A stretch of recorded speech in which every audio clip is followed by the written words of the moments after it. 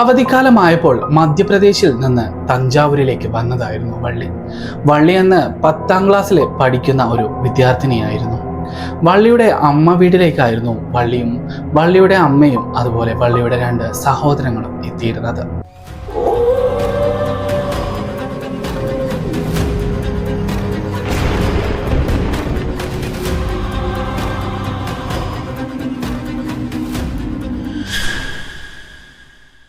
എന്നാൽ മധ്യപ്രദേശിൽ നിന്ന് ഈ തഞ്ചാവൂരിലേക്ക് അവർ ട്രെയിൻ മാർഗം വന്നതിന് ശേഷം വള്ളി ആദ്യമായി അവിടെ എത്തുന്ന സമയത്താണ് അവിടെ ഉണ്ടായിരുന്ന ആ ഗ്രാമത്തിലെ കാഴ്ചകളൊക്കെ കാണുന്നത്. അന്ന് ആ ഗ്രാമത്തിൽ അവർക്ക് അതിര് കാക്കുന്ന ഒരു ദൈവമുണ്ടായിരുന്നു. ആ ദൈവത്തെ അവർ കറുപ്പുസ്വാമി എന്നാണ് വിളിച്ചുകൊണ്ടിരുന്നത്. അത് ആ ഗ്രാമത്തിലെ അതിർത്തി മുഴുവൻ കാത്തുരക്ഷിക്കുന്ന ഒരു ദൈവമായിട്ടാണ് ആ ഒരു ഗ്രാമത്തിലെ ആൾക്കാർ വിശ്വസിച്ചിരുന്നത്.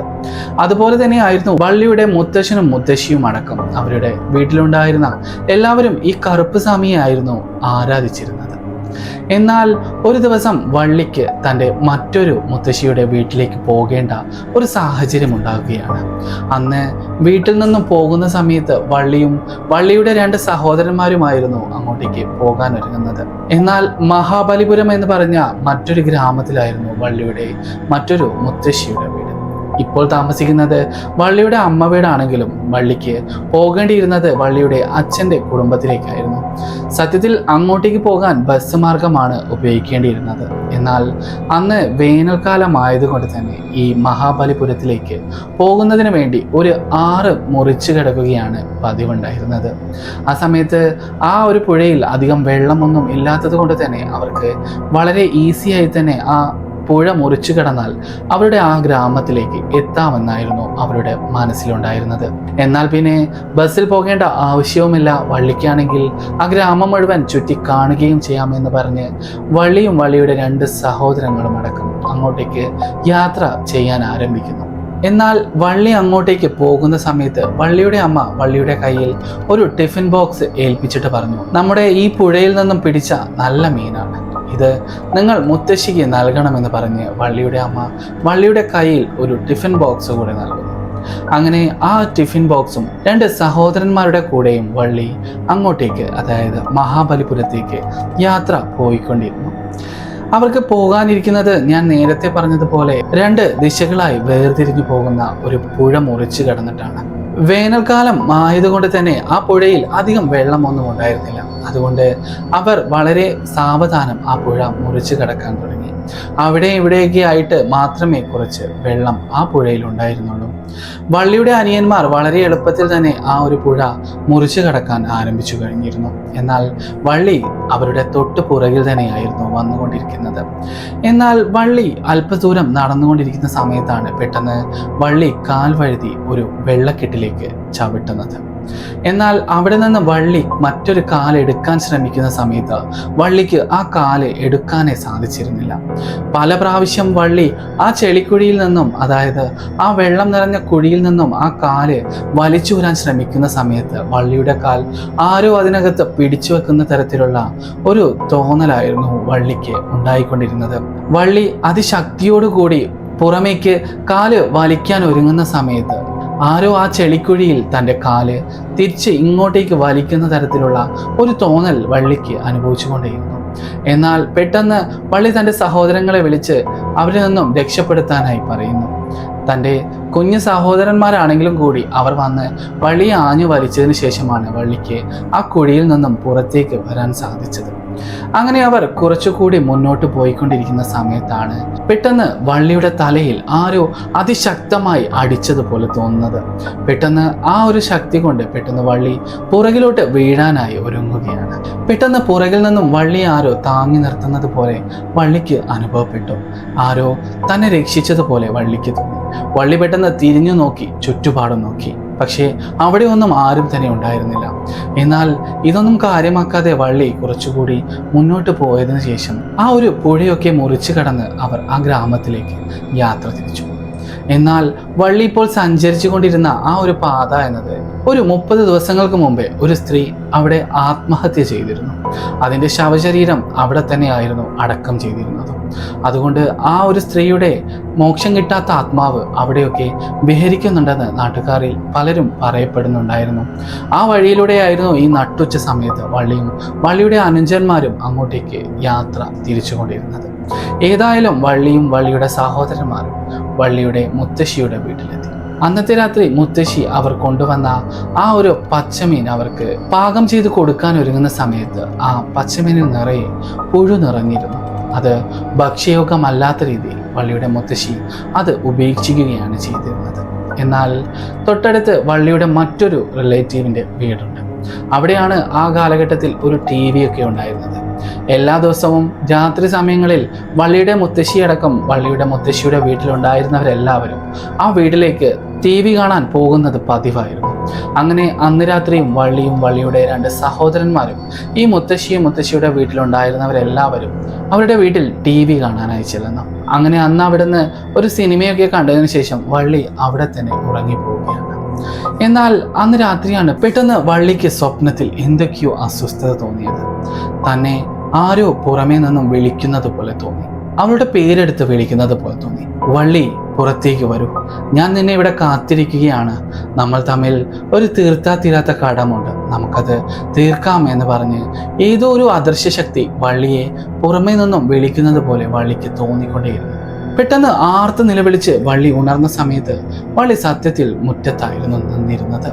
ആരോ വള്ളിയെ അങ്ങോട്ടേക്ക് കൊണ്ടുപോയ പോലെ വള്ളിക്ക് തോന്നി. അങ്ങനെ അവിടെ നിന്നും ഉറക്കെ നിലവിളിക്കാൻ തുടങ്ങിയ വള്ളിയെ വീട്ടിലുണ്ടായിരുന്ന എല്ലാവരും കൂടി അങ്ങോട്ടേക്ക് ചെന്ന് വള്ളിയെ സമാധാനപ്പെടുത്തി ഉള്ളിലേക്ക് കൂട്ടിക്കൊണ്ടുവരാൻ തുടങ്ങി.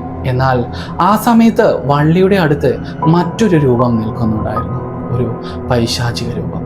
ആ സ്ത്രീയുടെ ആത്മാവ് ഒരു പിശാചിനെ പോലെ വള്ളിയുടെ തൊട്ടരികിൽ വള്ളിയുടെ മുടിക്ക് കുത്തിപ്പിടിച്ച് നിൽക്കുന്നുണ്ടായിരുന്നു. എന്നാൽ ആ ഒരു രൂപത്തെ വള്ളിക്ക് മാത്രമേ കാണാൻ സാധിക്കുന്നുണ്ടായിരുന്നുള്ളൂ. വള്ളിക്കടുത്ത് വന്ന ആർക്കും തന്നെ ആ ഒരു രൂപത്തെ കാണാൻ സാധിച്ചതേയില്ല. എന്നാൽ വള്ളിയുടെ മുത്തശ്ശിയും അതുപോലെ ബന്ധുക്കളുമെല്ലാം വള്ളിയെ സമാധാനപ്പെടുത്തി വീട്ടിനുള്ളിലേക്ക് കൂട്ടിക്കൊണ്ടുവരാൻ ഒരുങ്ങുന്ന സമയത്ത് വള്ളിക്ക് ആ വീടിനകത്തേക്ക് കയറാനേ സാധിച്ചിരുന്നില്ല. എന്താണെന്ന് വെച്ചാൽ വള്ളിയുടെ കൂടെ ആ ഒരു ദുഷ്ടാത്മാവും ഉണ്ടായിരുന്നു. വള്ളിയുടെ ശരീരത്തിൽ അത് തൊട്ടു നിൽക്കുന്ന പോലെയായിരുന്നു ഉണ്ടായിരുന്നത്. എന്നാൽ അന്ന് വള്ളിക്കും ആ വീടിനകത്തേക്ക് കയറാൻ പറ്റാത്തതിന് ഒരു കാരണമുണ്ട്. ഞാൻ നേരത്തെ പറഞ്ഞതുപോലെ കറുപ്പ് സ്വാമി എന്ന് പറഞ്ഞ ഒരു വിശ്വാസമുള്ള ഒരു നാടായിരുന്നു അത്.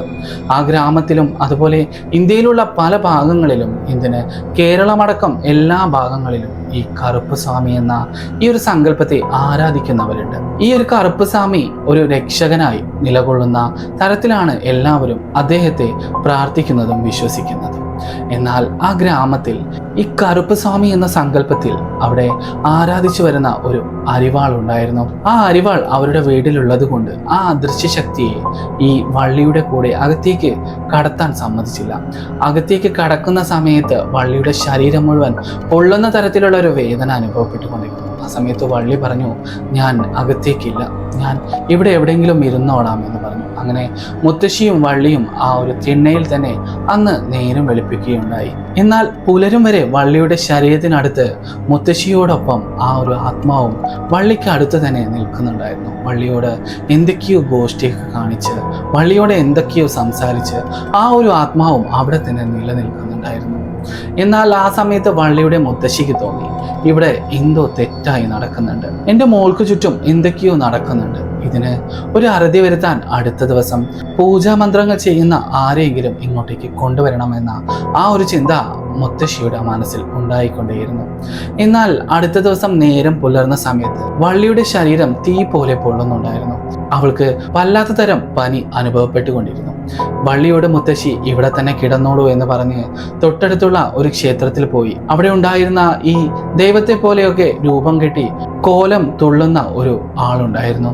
അയാളെ അങ്ങോട്ടേക്ക് വിളിച്ചുകൊണ്ടുവന്ന് പറഞ്ഞ്, എൻ്റെ മോൾക്ക് എന്തോ ഒരു ബാധ ഏറ്റുപോയിട്ടുണ്ട്, എങ്ങനെയെങ്കിലും അത് ഒഴിപ്പിക്കണമെന്ന് പറഞ്ഞ് ആ ഒരു സ്വാമി അവിടെ ഇരുന്ന് കോമരം പോലെ തുള്ളാൻ തുടങ്ങി. ഒരുപാട് പ്രാർത്ഥനകൾക്കൊടുവിൽ വള്ളിയുടെ കൈ പിടിച്ച് അദ്ദേഹം ആ വീടിനകത്തേക്ക് കൊണ്ടുപോകുന്ന സമയത്ത് അത് ഈസിയായി വള്ളിക്ക് അങ്ങോട്ടേക്ക് പോകാൻ സാധിച്ചിരുന്നു. അതിന് മറ്റൊന്നുമായിരുന്നില്ല കാരണം ആ വീടിനകത്തേക്ക് അവളെയും കൊണ്ടുപോയ ആ ഒരു സ്വാമി വള്ളിയുടെ മുത്തശ്ശിയോട് പറഞ്ഞു, നിങ്ങൾ പുറമെ നിന്നാൽ മതി, ഞാൻ പൂജകർമ്മങ്ങൾ കഴിഞ്ഞ് നിങ്ങളെ വിളിക്കാമെന്ന് പറഞ്ഞ് വള്ളിയെയും കൂട്ടി ആ വീടിനുള്ളിലേക്ക് ചെന്നു. എന്നിട്ട് സ്വകാര്യമായി വള്ളിയുടെ ചെവിയിൽ അദ്ദേഹം ഒരു കാര്യം പറഞ്ഞു. കഴിഞ്ഞ ദിവസം നീ പുഴ മുറിച്ചു കിടക്കുന്ന സമയത്ത്, നീ വീഴാൻ പോകുന്ന ആ സമയത്ത് നിന്നെ പുറകിൽ നിന്നും ആരോ താങ്ങി നിർത്തിയിരുന്നു.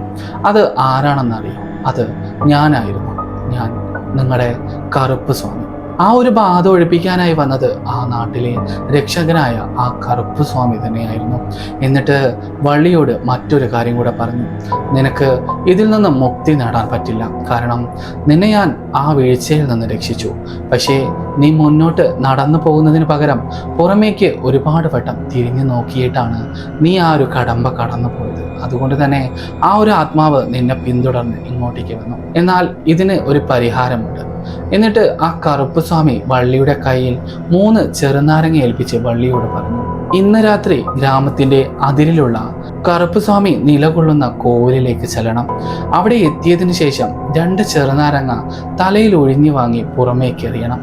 എന്നിട്ട് ബാക്കിയുണ്ടായിരുന്ന ഒരു ചെറുനാരങ്ങ അവിടെ കറുപ്പ് സ്വാമിയുടെ അരിവാളിൽ കുത്തിവെച്ചതിന് ശേഷം ആ ഒരു അമ്പലത്തിന് ചുറ്റും 7 പ്രദക്ഷിണം വെക്കണം. ആ പ്രദക്ഷിണം വെക്കുന്ന സമയത്ത് നിനക്കൊരു പക്ഷേ ഒരുപാട് പ്രകോപനങ്ങൾ പുറമേ നിന്നും ഉണ്ടാവാം.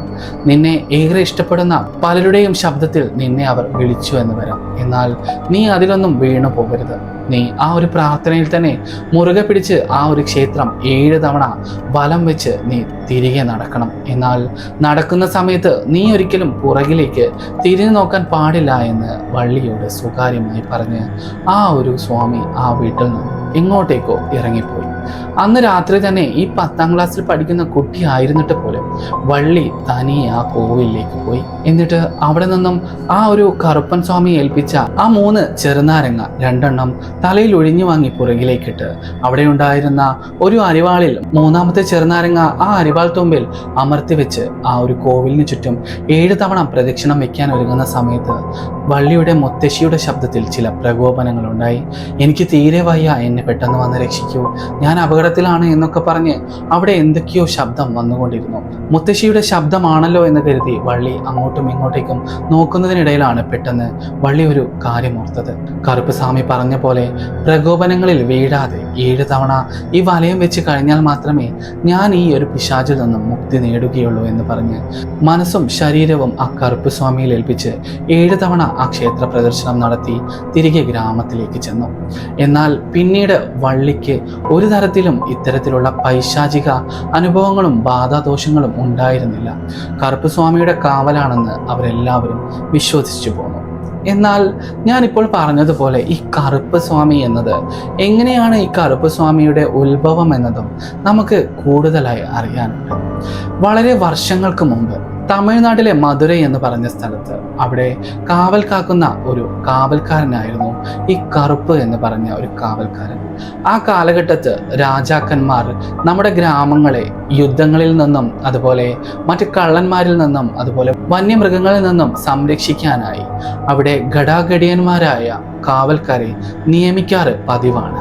അതിന് നല്ല ആരോഗ്യവും നല്ല മെയ്വഴക്കവുമുള്ള കാവൽക്കാരെ ആയിരുന്നു തിരഞ്ഞെടുക്കാറുണ്ടായിരുന്നത്. അങ്ങനെ ഉണ്ടായിരുന്ന രാജാവിൻ്റെ വിശ്വസ്തനായ ഒരു കാവൽക്കാരനായിരുന്നു ഈ കറുപ്പ് എന്ന് പറഞ്ഞ ഈ കാവൽക്കാരൻ. എന്നാൽ ഒരിക്കൽ ആ ഗ്രാമത്തിലെ തന്നെ ഒരു കുടുംബത്തെ കറുപ്പിന് അവിടെ ഉണ്ടായിരുന്ന ഒരു ധാന്യപ്പുരയിൽ നിന്ന് മോഷണത്തിനിടെ പിടിക്കേണ്ടി വന്നു. എന്നാൽ അവരെ കള്ളനായി ചിത്രീകരിച്ചുകൊണ്ട് കറുപ്പനെ അവരെ പിടിക്കേണ്ടി വന്നതുകൊണ്ട് തന്നെ ആ ഒരു കുടുംബത്തിന് കറുപ്പിനെതിരെ വല്ലാത്ത അമർഷവും വൈരാഗ്യവും തോന്നിക്കൊണ്ടിരുന്നു. അതുകൊണ്ട് തന്നെയാവാം ഒരിക്കൽ ഈ കറുപ്പനെ ചതിയിലൂടെ അവർ കീഴ്പ്പെടുത്തി കറുപ്പനെ അവർ വധിക്കുകയുണ്ടായി. എന്നിട്ട് ആ ഗ്രാമത്തിൽ നിന്നും അവരെങ്ങോട്ടോ രക്ഷപ്പെട്ടു പോയി എന്നൊക്കെയായിരുന്നു അവിടെ പറഞ്ഞു കേട്ടിരുന്നത്. എന്നാൽ അവരെ കൊന്നവരാരും ആ ഒരു ഗ്രാമം വിട്ടു പോയിരുന്നില്ല. അടുത്ത ദിവസം ആ കുടുംബത്തിലുണ്ടായിരുന്നവർ മുഴുവൻ എന്തൊക്കെയോ ദുരൂഹ സാഹചര്യത്തിലും അതുപോലെ എന്തൊക്കെയോ അസുഖങ്ങളൊക്കെ വന്ന് മരണപ്പെടുകയാണ് ഉണ്ടായിരുന്നത്. എന്നതും ഒരു തെളിവ് തന്നെയായിരുന്നു. എന്നാൽ അതൊന്നും ആയിരുന്നില്ല കറുപ്പൻ സ്വാമി അവരുടെ കാവലിനായി ഉണ്ടായിരുന്നു എന്ന് വിശ്വസിക്കാനുള്ള കാരണം. ഒരിക്കൽ അന്യനാട്ടിൽ നിന്നും വന്ന ചില ധനികർ ആ ഒരു ഗ്രാമത്തിലേക്ക് ഒരുപാട് സമ്പത്തും സ്വത്തും പൊന്നും സമ്മാനമായി നൽകി. എന്നാൽ ദുഷ്ടന്മാരായ കള്ളന്മാർ ഇതറിഞ്ഞുകൊണ്ട് ആ ഗ്രാമത്തിലേക്ക് മോഷ്ടിക്കാനായി എത്തി. കറുപ്പനില്ലാത്ത ആ ഗ്രാമത്തിൽ ഇനി എന്തും നടക്കുമെന്ന ആ ഒരു ഉദ്ദേശത്തിലായിരുന്നു അടുത്ത ഗ്രാമത്തിലുണ്ടായിരുന്ന ചതിയന്മാരായ അവർ ആ ഒരു മോഷണത്തിനായി അങ്ങോട്ടേക്ക് എത്തിയത്. എന്നാൽ അവർ ആ ഗ്രാമത്തിലേക്ക് എത്തുന്ന സമയത്ത് അവരുടെ ശരീരത്തിലേക്ക് പാറ ഇളകി വീണും അതുപോലെ മരം കടപൊഴുകി വീണുമൊക്കെ അവരിലുണ്ടായിരുന്ന എല്ലാ കള്ളന്മാരും അവിടെ തന്നെ മരണം വരിക്കുകയാണ് ചെയ്തിരുന്നത്. അതുകൊണ്ട് തന്നെയായിരുന്നു അന്നത്തെ കാലത്ത് രാജാക്കന്മാരും അവിടെ ഉണ്ടായിരുന്ന ജനങ്ങളും വിശ്വസിച്ചത് ഇന്ന് ഈ ഒരു കറുപ്പൻ എന്ന് പറഞ്ഞ സൈനികൻ ഒരു ദൈവാത്മാവായി ഈ ഒരു ഗ്രാമത്തെ ഒരു കാവൽ കാക്കുന്ന ഒരു ദൈവമായി ഇവിടെ നിലകൊള്ളുന്നു എന്ന് അവർക്ക് മനസ്സിലായി. അങ്ങനെ ഇരിക്കുകയാണ് അന്ന് കറുപ്പ് ഉപയോഗിച്ചിരുന്ന ആ ഒരു അരിവാൾ അവിടെ ഉണ്ടായിരുന്ന ഒരു കോവിലിൽ കൊണ്ടെത്തിച്ചതിന് ശേഷം അവിടെ ചില പൂജാകർമ്മങ്ങളൊക്കെ നടത്തി കറുപ്പന്റെ രൂപത്തിലുണ്ടായിരുന്ന ഒരു പ്രതിമയൊക്കെ നിർമ്മിച്ച് ആ ഗ്രാമത്തിലുള്ളവർ അവനെ ഒരു ദൈവമായി ആരാധിച്ചു കൊണ്ടിരുന്നു എന്നത് മാത്രമല്ല ഇതിനൊന്നും തെളിവ്.